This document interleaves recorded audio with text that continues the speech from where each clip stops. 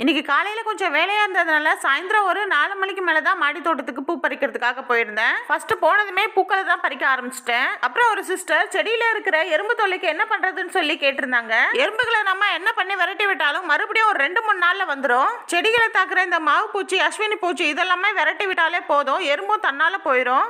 ஆனா திரும்ப வராதுன்னு சொல்ல முடியாது, கட்டாயம் திரும்ப வரும். நம்ம வாரத்துக்கு ஒரு முறை ரெகுலரா வேப்பன கரைசலை செடிகளுக்கு தெளிச்சு விட்டுட்டு இருந்தாலே போதும், ஓரளவுக்கு கண்ட்ரோல் ஆகும். தொட்டிகளில் எறும்பு தொல்லை ஜாஸ்தியா இருந்தா நம்ம செடி வச்சிருக்க தொட்டியை சுத்தி நம்ம எறும்பு சாக் பீஸ்ல கோடு போட்டு விட்டுறலாம்.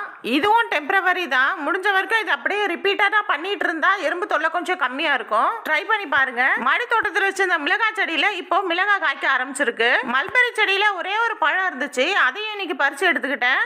இது இந்த செடியில பறிக்கிற 2வது பழம். சாப்பிடுறதுக்கு ரொம்ப நல்லா இருந்துச்சு. அதுக்கப்புறம் அரைச்சு வச்ச காய்கறி வேஸ்டா தண்ணியில கலந்து செடிகள் எல்லாத்துக்குமே ஊத்தி விட்டுட்டு இன்னைக்கான மாடி தோட்டத்து வேலைகளை முடிச்சாச்சு.